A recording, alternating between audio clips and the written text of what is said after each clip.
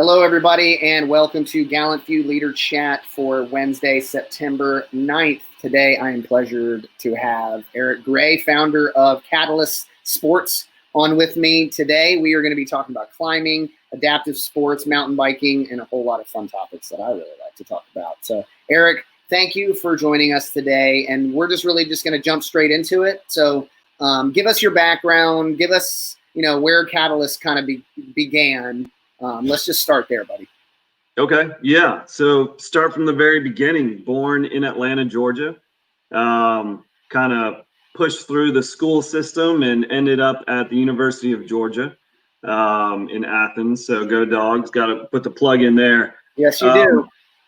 From there, I went. I did my internship in Park City, Utah, at the National Ability Center. So this was a program that works with people with disabilities or a variety of abilities, really, and teaches them outdoor recreation, from skiing and snowboarding to rock climbing and kayaking, quite a variety. And so I got some good clinical experience or a good community experience working with the National Ability Center. So your main focus in college and from the beginning has always been just kind of an adaptive sports kind of focus. Correct. Yeah. And why, what caused you, what was your purpose of for focusing on that? If you had one that you can think of. Yeah. I, when I graduated from high school, I didn't really want to go to college. Wasn't really interested in it because I thought going to college meant I was going to be sitting in an office, Okay. And the idea of sitting in office just wasn't appealing to me. So my parents kind of pushed me into going, and I went to a camp for kids with cancer when I was a kid. So I had cancer when I was 10. And I talked to the guy that ran the camp, and I said, "Hey, what do you do? Like, you get to hang out. Like, I enjoyed being outside. I enjoyed, just a variety of activities." And so I said, "How do I do what you're doing? Like, you get to play outside at camp all the time." And he said, "Well, I became a recreation therapist, and Yes. really wanted to enhance the quality of life for people."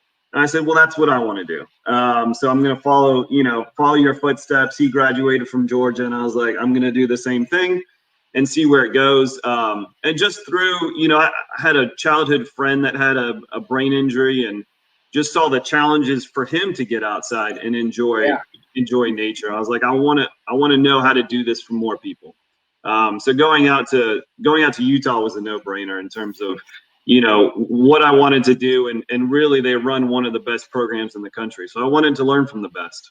So what was your favorite experience in Utah? Do you have one, like a particular summit or hike or experience? I was a Southern boy, so I never skied. Okay.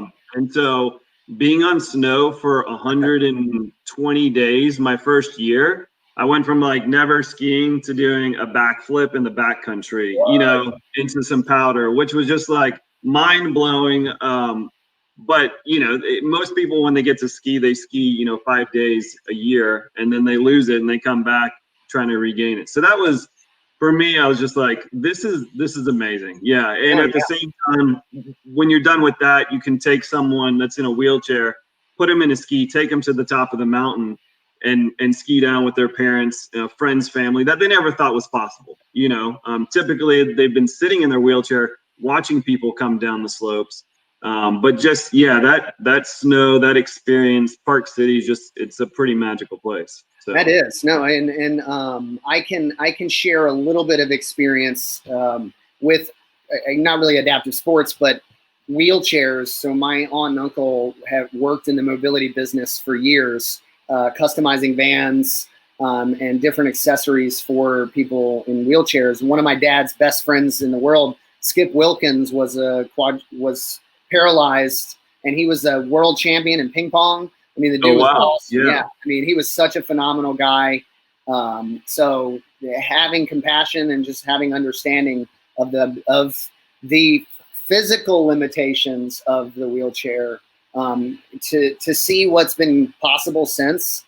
From what you guys are doing, my friend Rand Abbott, he's leading 513s in Joshua Tree, with just his arms, like dragging himself up the wall, like those.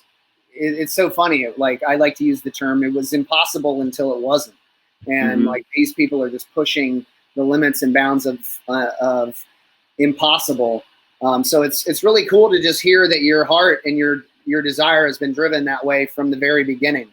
So now Park City's over, and then where do you go from there?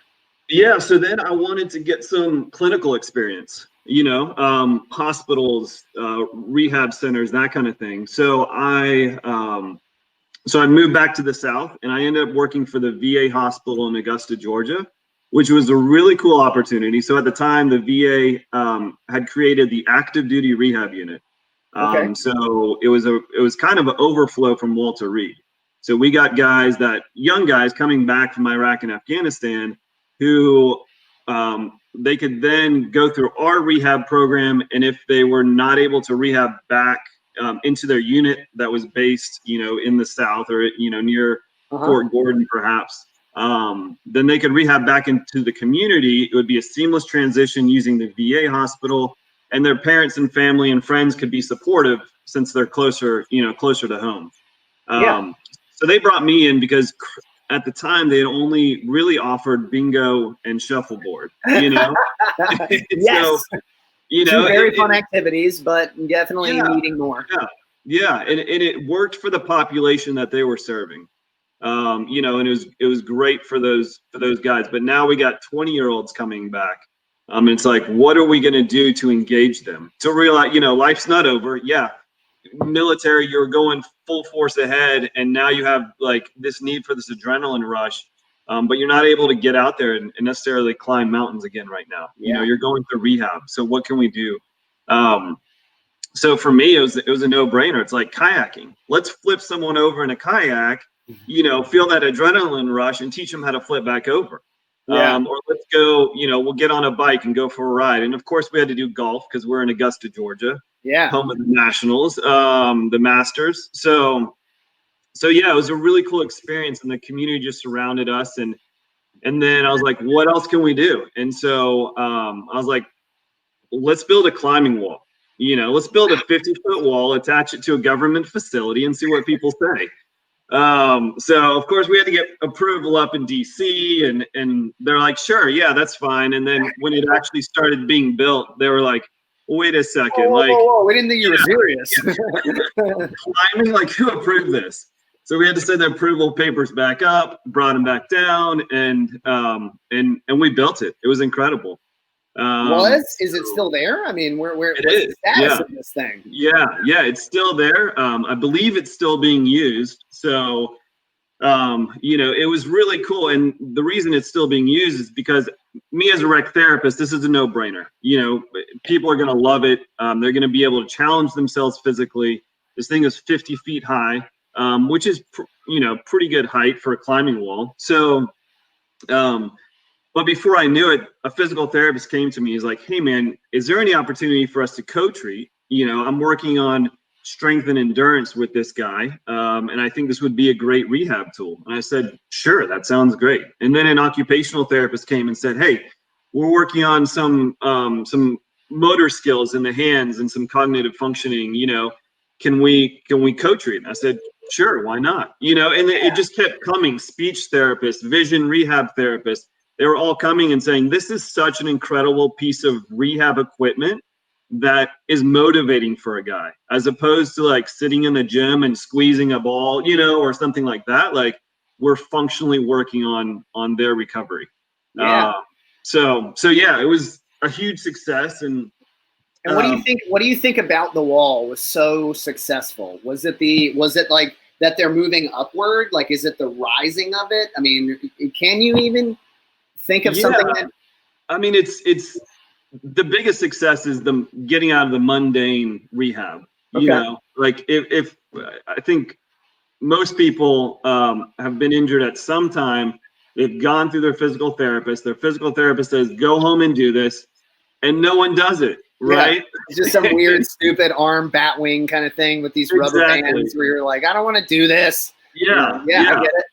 But it's like, well, what if we made this functional? What's your favorite sport? You want to get back to baseball? well, then let's do this and like throw a baseball. And you're like, okay, I could definitely throw a baseball for 20 minutes as opposed to pulling on a band that I'm just going to give up on because it's boring. So yeah, climbing for a lot of guys, it was new. So they had done a lot of rappelling, but not necessarily climbing. So it was a new activity. It was a functional activity. Again, if you can't reach a hold, you have to think through what is that next move? Like, why can't I reach it? Do I need to move a foot? Do I need to shift my body weight?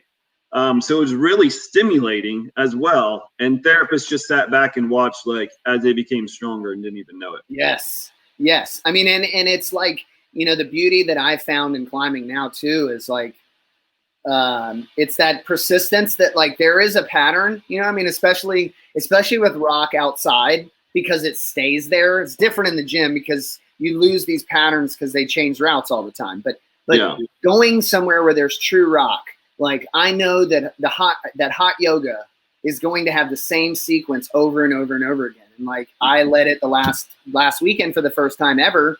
And I mean, it scared the crap out of me every other, like all the time. And like, I fell 4 times at this one section. And I knew every time I did it, I was like, I'm doing the wrong moves here. And like, finally just put the right pieces together and made it through. And it was just like, yes, it was like it's that, like, I didn't give up. I knew what was supposed to happen. Right. And I just had to put it in the right order. And man, what an amazing feeling to move past that. So I can only imagine that if that were scaled down to literally just the grabbing and like securing of a hold with hands. And I mean, to be honest, I have really bad ulnar nerve damage in both my elbows. So my hands already kind of only feel about half anyways. Okay. So, so that grip and the feeling is super important to me as well. And how important in climbing it is too. Yeah. So who built the wall? Like, who did you get to build it? Yeah. So it's really fun. It was a Entree Paris, which was in, I think, Washington State. But the guy that built it is now the president of Waltopia. Okay. And so Adam Caberna, and he's just been a great supporter of Catalyst. Right. I mentioned when I started Catalyst, I was like, hey, we're climbing out of your gyms. This is amazing. Would you be interested in supporting us so we can do more of this? And he said, absolutely. He's like, that project I did in the VA hospital was so impactful. Like, I would love to see more opportunities like that. That would be amazing. And Waltopia, man, what a great system. I mean, I think they really have a really awesome. Their walls are gritty as hell. It broke my Apple Watch. One of our gyms has Waltopia walls, and I dragged my watch across it, and it's totally destroyed it. But it's super grippy, and it's crazy how small that circle is about building gyms and those kind of things. So it's really awesome to see them very excited about doing it too. I mean, the success, like you said, if it's there, why not try to replicate it elsewhere? I mean, I will tell you now, everybody hear this. I would volunteer my time to go to Durham, VA and belay people on the wall if they needed people to go there. I know it would be impactful. I mean, you don't have to tell me. I already know it does for me. So to hear you back it up too, I mean, and in a different way, how it benefits me is different from how it's truly benefiting the patients and the other people at different journeys. We're all at different stages of it. Yeah. So the wall gets built, and then when you planted the flag at them. Yeah. So the wall gets built, and things start to slow down in terms of the amount of guys coming to our program. We did get one guy. He was Army Ranger, and he had just gotten out and started guiding out west, and actually lost half of his foot in a climbing accident from frostbite. So crazy storm came in, and they had to summit and then go down, and so anyways, he's from Georgia, and so connected with the VA, and he's like, well, let's get this healthcare and see how it is. So he comes to the VA, finds out there's a climbing wall. He's like, hey man, can you help me get on that wall and get climbing again? I said, absolutely.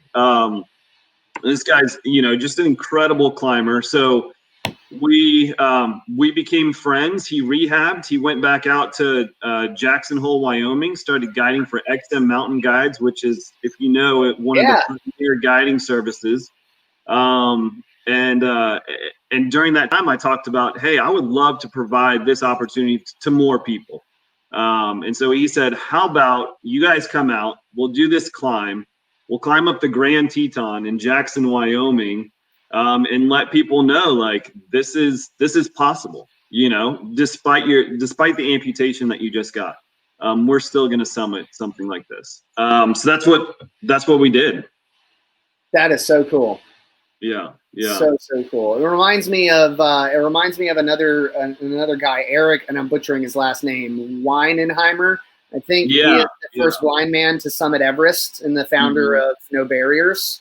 And just, I mean, you talk about a story of what's possible. Like, it is amazing to see that. And I mean, it's really just, it just shows what is possible when effort and desire and determination are put forth. So that sounds like that's the moment Catalyst is born. And what has been Catalyst's focus, honestly? Yeah. So, you know, after that climb, Atlanta had the largest indoor climbing gym in the country. Stone Summit. And it still is massive either way you look at it. You know, people continue to build bigger and bigger gyms, but the only thing accessible were the bathrooms. You know, there wasn't anyone with a disability climbing. So we wanted to provide an opportunity. So we said, hey, Atlanta, are you interested in climbing? And if people with disabilities are interested in climbing, then we'll start, you know, we'll get going on this. And so we hosted our first clinic in March of 2013. So we did our summit on 9/11/2012, March 2013. We hosted a clinic where over 60 people with disabilities came from all over the Southeast. And this was at Stone Summit? This was at Stone Summit. And they were just totally on board, like, have them in here. Like, that's so awesome to hear. That's great. Yeah. I mean, they had no idea. They're like, sure, you can have a little clinic here, you know? And we had, and it's amazing when you get passionate climbers willing to share what they're passionate about. Like, it's a no-brainer. And when other communities saw that, they said, I want that as well. So within a year, we expanded to Knoxville, and then it was Chattanooga, and then it was Charlotte, and Boone and Asheville. And so now we have 10 cities throughout the Southeast where we do adaptive climbing. Yes. And so climbing is where it kind of started, right? Correct. Yep. And mountain biking is also a part of it as well in some places. It is. So this idea of adaptive mountain biking, essentially, it started out west, you know, and really, again, for the Southeast, adaptive climbing had never been offered before. And that's where we stepped in and said, we want to do this. And again, mountain biking is not offered in the Southeast. So if you want a mountain bike, like, there's really no option. You can buy a bike for $10,000. If you have, where are you going to ride an adaptive bike? I mean, I'm thinking of the trails that I ride, and my bike is small. I mean, it's tight getting through it. So I can only imagine. And everybody listening, if you haven't seen, go to Catalyst Sports social media. You'll see some of the bikes that people are riding. They're absolutely phenomenal. Like, they're so cool to see. So, I mean, I can see the challenges of trying to do that as well. Yeah. So it's been a great journey, you know, establishing. So we teamed up with Piece of Adventure in Asheville, and they ended up just kind of merging into us. And they had a couple of mountain bikes. So we started the program there. There's another program starting in Knoxville, Tennessee, where essentially another nonprofit said, hey, we receive land, we develop it, and then we give it to the city to maintain. And we want to develop land for adaptive mountain biking. And we want to give you some money to purchase these bikes and start a program. And we said, absolutely, it's a no-brainer, you know. And where is this again? This is in Knoxville. Okay. Yeah. Wow.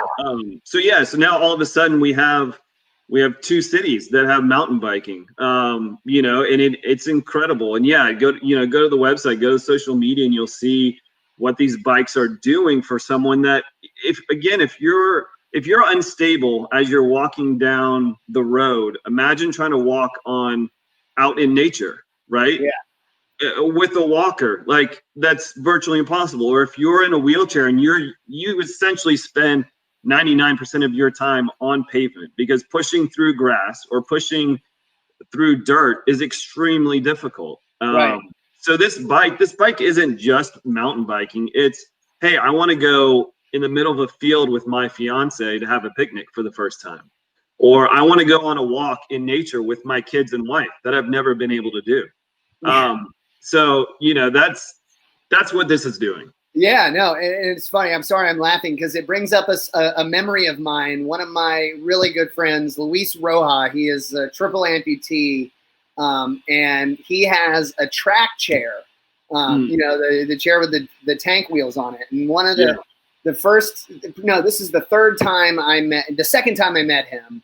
The first time he came to an organization called Wave Warriors Surf Camp. We do it every June 1st. In Virginia Beach. It's where we just get disabled veterans and their families out on surfboards, push them into waves. It's awesome. We got this little clique of people. We call ourselves Team Freedom. We do rash guards for it. I mean, it's another thing that I look forward to. I mean, Virginia Beach is where I grew up.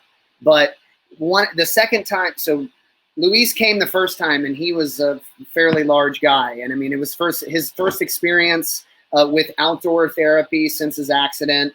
And I didn't know him at that point, but I met him a year later. That experience changed his life. He dropped 100 pounds, totally like transformed. And I met him at a photo shoot at a local company here in Durham at Ranger Up.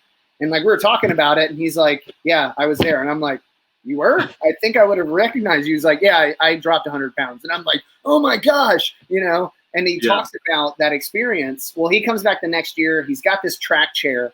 And we're like driving down. He's like, oh, it'll be fine.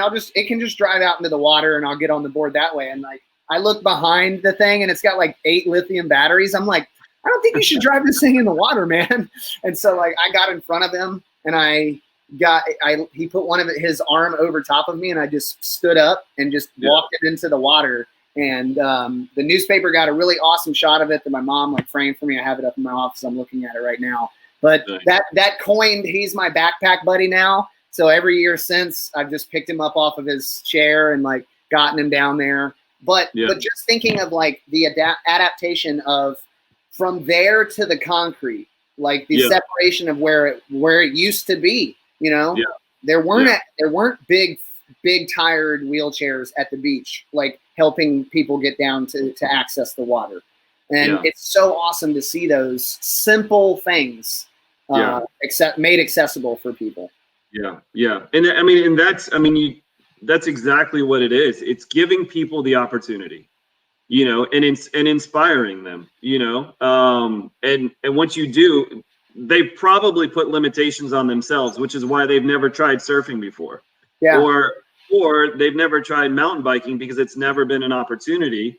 Now they try it and they're like, this is it. Like, I always love nature. Now there's a reason to get in shape. Now there's a reason for a healthy lifestyle. Now there's a reason for enhance my quality of life.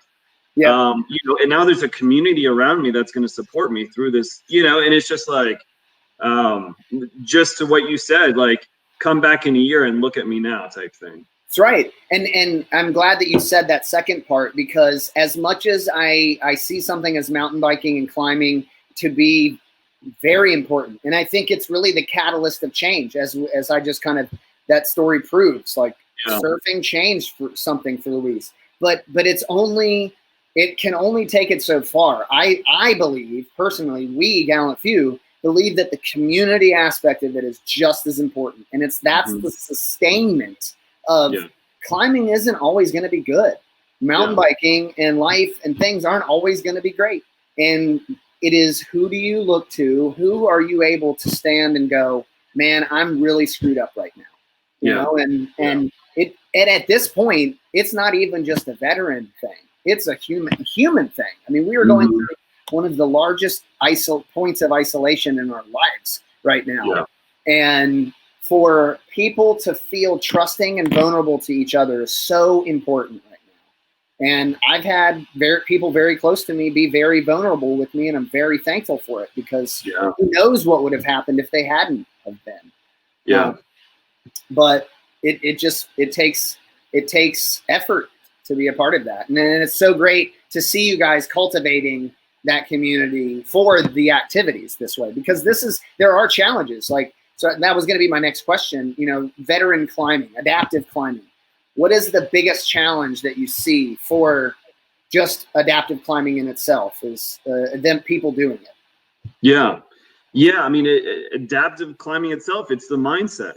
It's people told you're not going to be able to do this, or this is not an option for you. So if I say, hey, do you want to come climbing? And you're like, well, my doctor said no. I don't think it's possible. I've never seen it done. Why would I try that? And so I think that mindset, like changing that mindset and being like, okay, sure, I'll give it a shot. And climbing's intense. Typically you're not watching some new climber on TV. You're watching someone who's doing like this mega wall 3,000 feet up, and you're like, yeah, climbing is not for me. Right. And so trying to get someone in the door and saying, this is possible. We're making it possible. Come out and try it. And usually our events, at least first time's free. Like, I'm not going to make you pay for something that you probably don't. And financials are oftentimes a barrier anyways. Right. So if you don't have the money and people have told you you can't do it, and you've never seen someone do it before, then why would you try it? So, You're right. So that's what we try to eliminate, those barriers, and give people that opportunity. So that's more for the adaptive side of things. But then like you mentioned, we do have this veteran piece. So we started, Catalyst started off with a group of veterans going up the Grand Teton. And we've been doing these 9/11 climbs ever since. So we did one up the Grand, then we went out to Yosemite the next year and climbed Yosemite. And we did Half Dome. And then after that, it was financially, let's make the most sense of this. We can take a couple of guys out west to do these 9/11 climbs, or we can invest in them here in the Southeast and get a lot more people, engaged and able to do this with the same amount of money. So, and that's, going back to the community piece. Let's get guys, let's get some common interest. Let's allow them to sit around the campfire. Let's allow them to learn to trust each other on the wall, belaying each other, and then let's go conquer something big. Let's go summit a multi-pitch climb. Let's get to the top and look out and see what we've conquered, and remember, why we're doing this and how we can overcome. Just like reflecting back on 9/11, what that day did to us in our country, and how we've moved past that. I love it. I mean, and it's amazing how important this day is. I bring up a conversation I had with somebody recently. Colonel Wanovich is his name. He is the ROTC commander at a school in Fayetteville, North Carolina. And we happened to be at a veterans event a few years ago and got on the subject of 9/11 and realized that we were literally standing in the same office watching the same TV on 9/11 when it happened. I was a private at 375, and I had just gotten on staff duty, 24-hour duty, and he was the fires officer that was coming into work, and we both remember standing and staring at this TV, and just to think back, that was 17 years ago up at that point. Wow. We were standing next to each other and watching the world change. I mean, I had just gotten to my unit. I had joined the military February 3rd of 2001, was in training up till the 1st of September. And then boom, September 11th happens and everything changes. And then, and it just continues to, and so it's so awesome to see the different tributes that I have seen over the years to 9/11, because it has touched multiple facets of my life. I know friends that I grew up with, their families were in the World Trade Center when it collapsed, working there. There's people that their parents were on, were firemen, were police officers that lost their lives, family members. I know people completely affected military, everything. So it involves everyone. And for the past couple of years, I have been able to do a 9/11 stair climb here at Carter Finley at NC State with a group that I'm a part of, F3. It's a men's group that was started in Charlotte. Now it's all over the country. And in its focus, F3's focus is male camaraderie and fellowship through PT, through physical activity. We realized the importance of physical activity, showing up for each other, accountability. And we were doing this F3 stair climb at Carter Finley every year. Well, it's like it's the stairwell of a college football stadium. So you can imagine how like oxygen deprived it was. So I was kind of skeptical of doing it already with my, lungs and everything. But then COVID happened and they canceled it anyway. So I was kind of bummed that I wasn't going to have really something, to do for 9/11. So when Jason told me about this, it was like, how awesome that two of my worlds can collide like this. And it's specifically on that place, it goes back to this isn't in Yosemite. This isn't in Red Rock or Red River Gorge. This isn't in the Nude. This is right where I live. This is my home state. This is a crag that I climb. Already I have, my fingers have touched this rock and my roots are in it. And I love how the mindset you have of that deeper dive. Like you said, we can take a few sparse people to Yosemite, but we can dive into more right here. And then what? Like out of that group, the ones that really have a burning desire to go and do the Yosemite thing, if they want to, they'll do it. Yeah. They'll figure out a way to either pay for it or get it somehow. They'll do it themselves. Yeah. And, and it's phases. I tell people a lot, like, it used to really intrigue me, like, oh man, Yosemite and let's go and let's do it. And not to say like if somebody was like, hey, you want to go to Yosemite with us? I wouldn't say yes, but I don't have a desire. Like that's not on my radar. Like to me, finishing the routes that I want to project in Linville is higher on my priority. Climbing the Daddy, going up to Looking Glass, going to Shiprock. Like there's so much rock right here in this state that that's my true bounty at this point. And it's so awesome to like have that to look forward to. And I mean, it just literally be like the tear off of the candy bar, like we haven't even opened and seen the golden ticket yet of climbing. So it's really cool to be able to collide these two things together. I mean, for everybody, we are on our way up to Linville at this time to get set up for this trip. You guys you'll kind of do a welcome tonight, and then Thursday will be instruction, and then Friday morning is the climb, right? Yep. Yeah. Okay. Yeah. Yep. So, and typically we're able to work with guys in the climbing gym and train them and all that kind of stuff. But because that's not an option, we'll really use this opportunity to assess. And what's cool about Table Rock is there is an option to hike up the backside. Yeah. So for those that haven't, I mean, we'll probably be hiking up the backside. I have not been, my strength and endurance, as a climber, if you stop for 2 days, you lose 3 grades. It's just like, you're right. You have to maintain that. It's a great route and it's a relatively easy route, but still, I think there are some of us that are not going to be able to do that, but we still want to go to the top.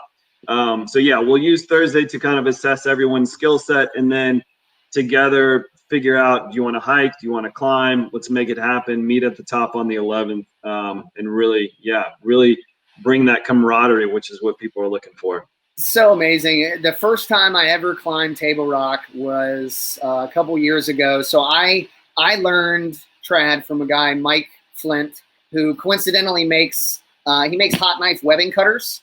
And Misty Mountain uses them, Blackhawk, like tons of companies use his machines. It's so awesome that they're made in Burlington, Graham, North Carolina, Podunkville, made by this Navy veteran, with the greatest mustache ever. And I met him. I was working for DHL as a shipping consultant, and I was door knocking in Burlington, showed up at his shop, and he was like, I don't need anything, but he had a climbing nut around his neck. And I was like, a climbing nut? And he just like perked up like, oh yeah. So we talk about it. and become, I climb with him. He takes me on my first trad climb. Fast forward, we're now back at Table Rock, and my first route there was Jim Dandy, and it was with him, and then it was also with my best friend John Risley, who we served in the military together, and he lives in Georgia. And like I always tell him, man, like he's the one person I wish that just lived where I lived. Like we were just two puzzle pieces that just worked it well together, and hopefully someday we have the means to live in the same city together. But he got to climbing with me, and my other friend Jason was there. But my wife, she had just broken her leg like a month, fractured her ankle. So she was bouldering in the gym, and she fell off a route and fractured her ankle on a jug. And was pregnant, by the way, too. So she hiked her strong ass all the way up to the top of Table Rock to meet us as we climbed up Jim Dandy, up the Lunch Ledge. And then I think we ended up doing block route, or block route, I think or whatever it's called, with the big block on there.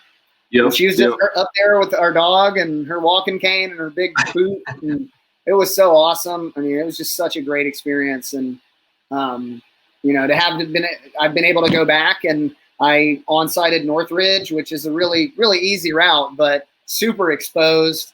But just at the time, a barrier, or just like a limit that I had, like, and then I just boom busted through it of like, man, this is so possible. Like to think from then till now of like just in trad climbing in itself, how far I've come personally. It's so amazing. And I mean, it's just the journey. It's the community. It's everything involved with it. And it's so healthy. Like I feel so energized by it. And speaking to somebody that climbs, I know that feeling. Yeah, absolutely. Yeah. And that's what, you and I want to share with everyone. Like, right. We want everyone to at least be able to experience it. No matter what happened in your past, no matter what you're going through, we want you to be in a safe but invigorating environment. That's going to, we talked about the benefits of being in the community, talked about the benefits of being outside. We talked about the benefits of being physically active, and bringing that all together in climbing.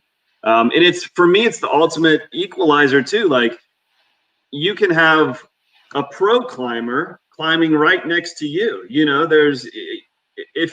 Let's say I'm running with my girlfriend and she's a really fast runner. If we want to both work out, we're not running together, but when it comes to climbing, if I want to push myself in climbing, I can go and climb and fall off right next to a beginner who's pushing themselves and falling off, right next door. Different ratings, but we're still able to do it together. We're still able to push each other. We still have to, if we're falling, that means we're really trusting that person to keep us safe.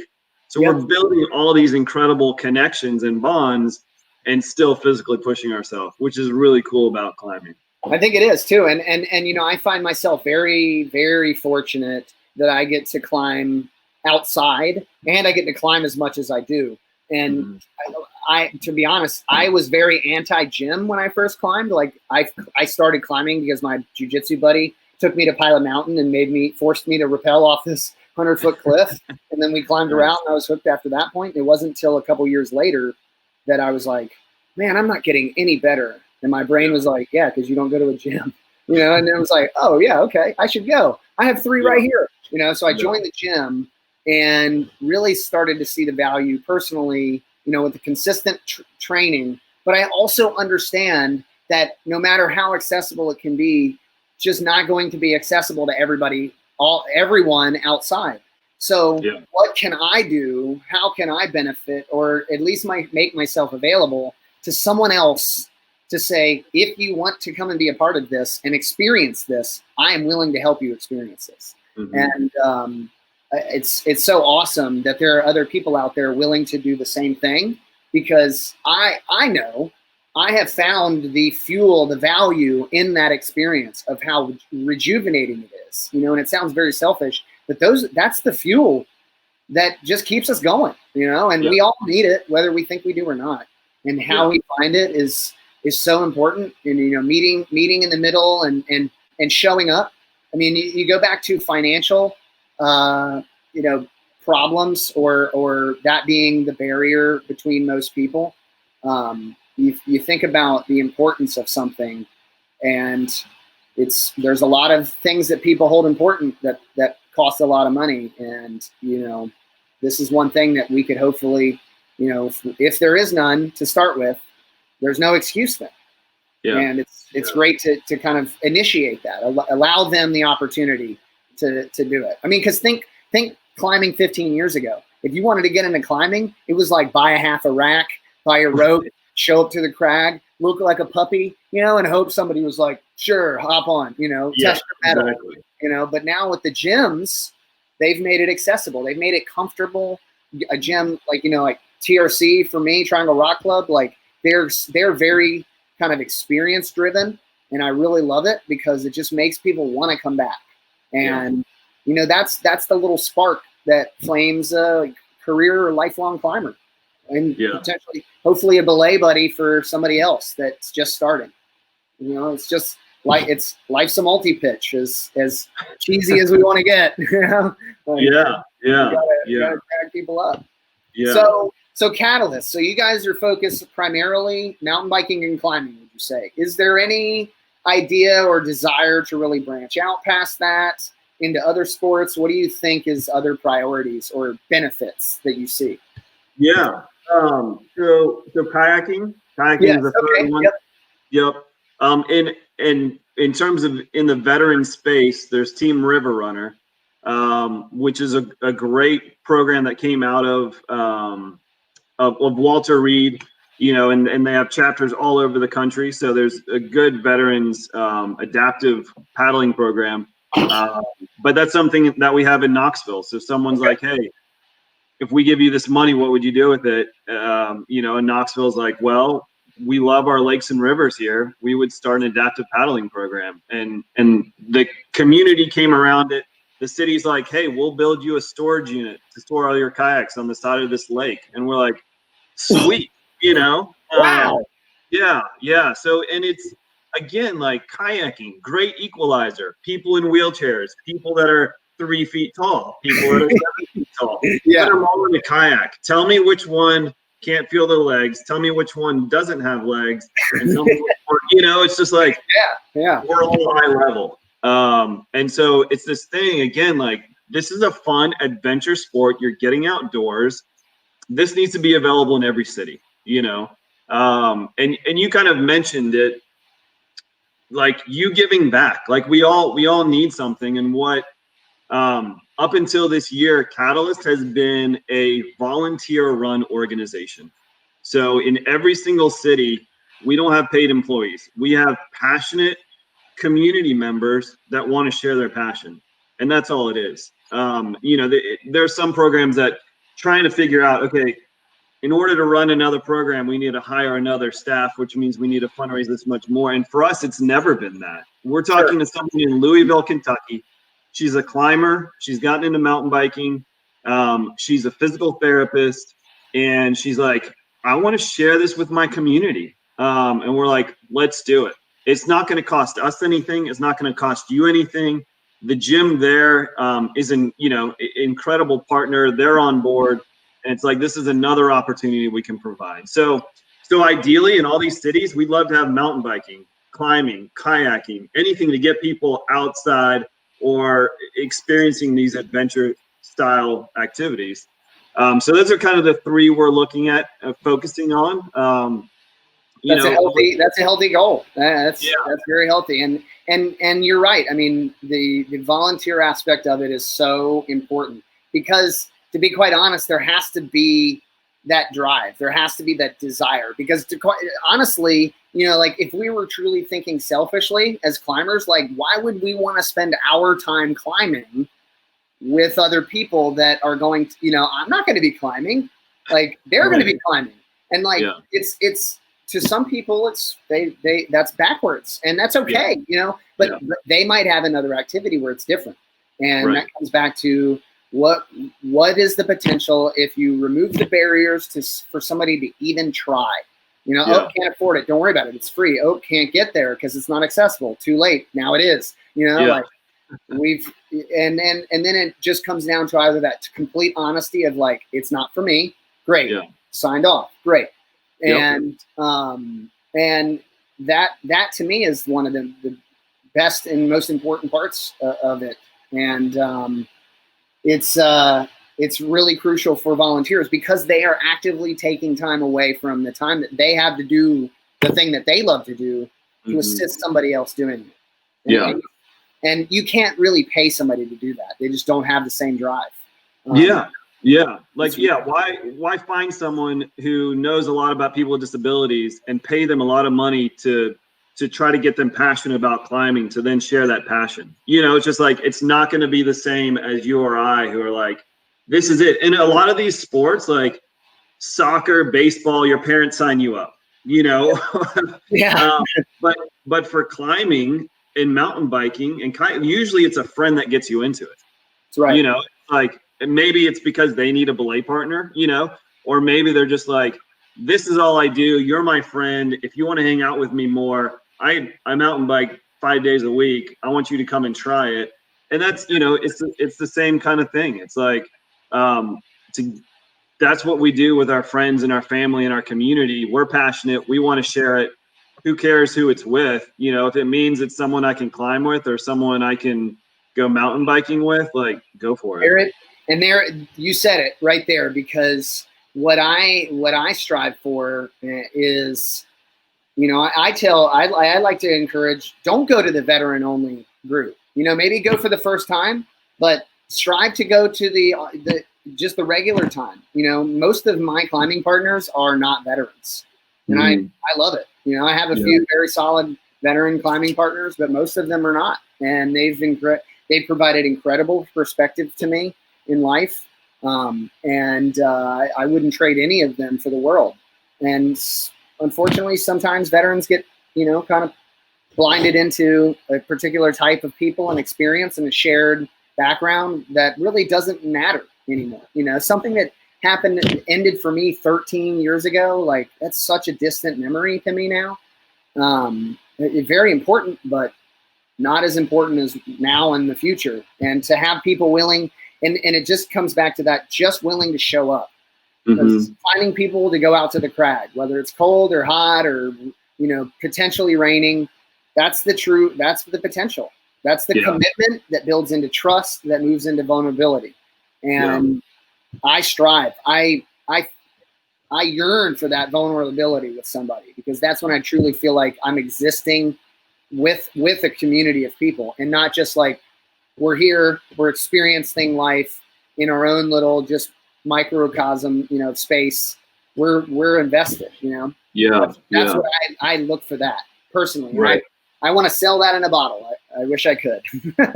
Yeah. And we work with, so the Shepherd Center is a client of ours. Yes. And they have the Share Military program that a lot of guys go through. And then they contract us out and they say, hey, climbing, super functional. I convinced them of it. I worked at the Shepherd Center for a little while. I'm like, you guys need catalysts, by the way. They're like, yes, we do. So we do a 3-part series. They come out the first time, they climb, they learn a little bit of the knots, belaying. The second time, they get proficient with it. And then the third time, they're out there belaying each other. We just stand back and watch as these bonds are created and people are pushing themselves. And what we've created is, not only they have the skill set, but they also are able to go back to their community and go through that process of checking in with the gym, passing a belay test, bringing family and friends, and that confidence that otherwise is very intimidating. And so for someone who doesn't want to put themselves in a situation like that, for whatever reason, whether it's a TBI or PTSD, and just being in that group setting, unsure of what is coming next, we're able to provide that for them, and then, and more to that point, when people come and climb with us, they really have, that bond that you were talking about. I know, again, I've never had the opportunity to serve. I was really athletic in high school, wanted to join the Marines. They said, well, you can't really see that well out of your right eye. And I said, I know, but if you put me on the right side, I can see everything that's happening, It's a simple fix, guys. Just let me in, you know. So But how long have you had to wear a patch?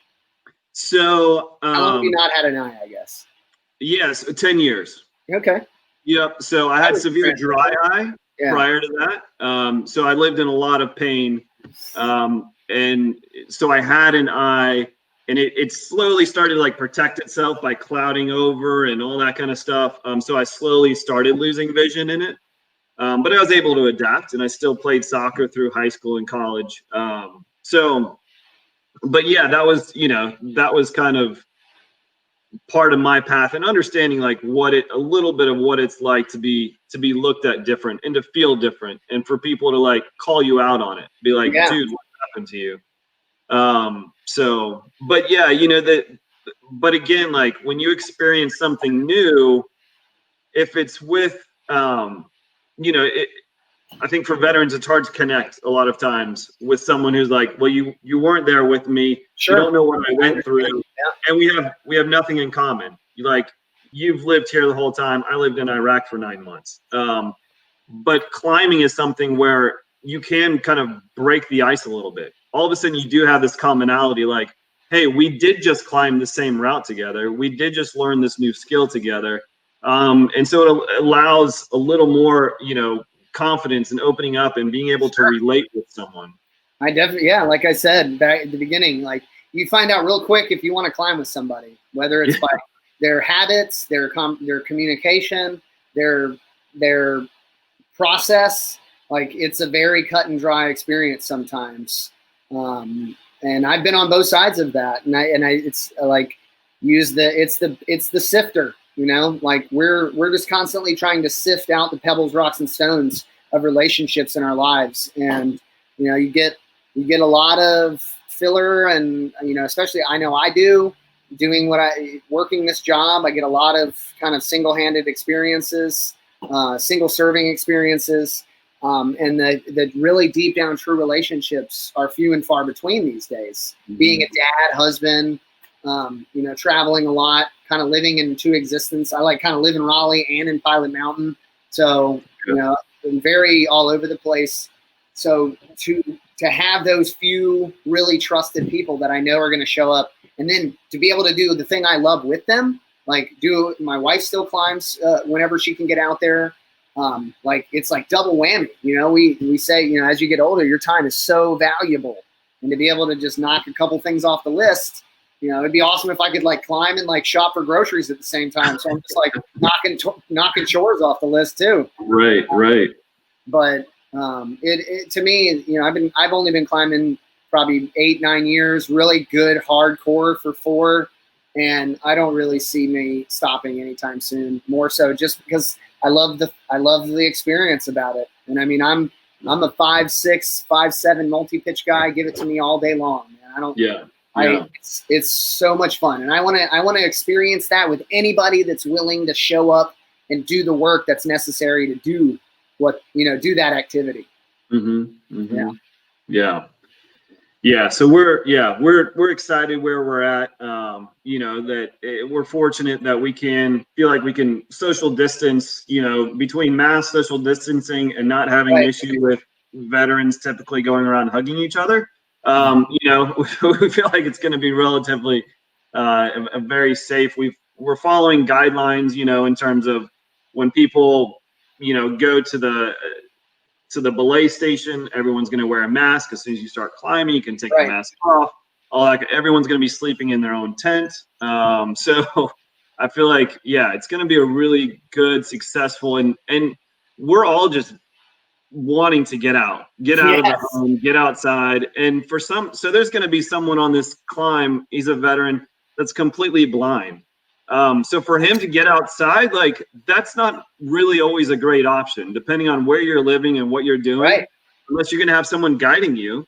It can be dangerous out there. So for him to be able to not worry about it and just come out and climb, and he's climbed with us in the past, and it's something he's passionate about. And again, these opportunities aren't always there because people are saying, stay away, COVID, that kind of thing. But we think we can be very safe and give people this experience at the same time. I can only imagine the gypsy camp that is going to happen next week up at Table Rock Campground. I'm only thankful that we're going on a Wednesday, because then we'll have pick of that camp of the area. I don't know when the last time you've been there is, but man, that place is getting thinned out by the day with just new camp spots and everything. As you go, you park in the parking lot and you go up the hill past the bathrooms and then past the picnic tables. That's where like the campground starts. Yeah. It is just like halfway to the amphitheater, which is about a half a mile, 3/4 of a mile walk. Yeah. They're just everywhere to camp. People are going crazy camping up there. But man, what a great opportunity to go up there. And, and then me personally finding out that Misty Mountain is also going to be there as well. Those guys, Goose, I met Goose in Tampa a couple years ago. I just happened to see it. I was at SOFIC, which is a big industry conference for special operations. And I saw Misty Mountain and I saw a harness and I was like, ooh, climbing. And like went over there and I was like, hey, that's pretty cool. Where are you guys located? And he's like, North Carolina. And I'm like, oh, wow, rad. We talked forever. I got to go up and tour their facility. Have you been to Misty Mountain? I have, yeah. That is such an amazing facility. I mean, it's in the middle. I mean, the green barn is so cool. And coming back to, so Mike Flint, Novatech, he makes their webbing cutters. So when I was in their factory, I saw the machines and, hey, Mike, your machine's here. So awesome. Yeah. But I got to go through it with Goose and meet all the team. And then there was a South Carolina Climbers Fest last year. And some of the guys from the team from Misty Mountain were there, and I got to climb with them at that one. So and they sponsored an event we did a couple years ago, gave us a bunch of harnesses to give out.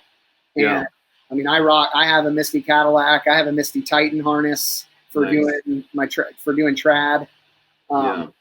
So I'm super stoked to climb with them. They are such supporters of the community. Not only just what they're doing for you guys, what they've done for us, but the stuff that they actually make and sell for the community, for military as well, is super top notch. And to know that it's made and manufactured right here in North Carolina, and it's like helping multiple friends of mine, in their businesses. It's that just like upped it even more. Of like, yes, this is going to be even better of a trip.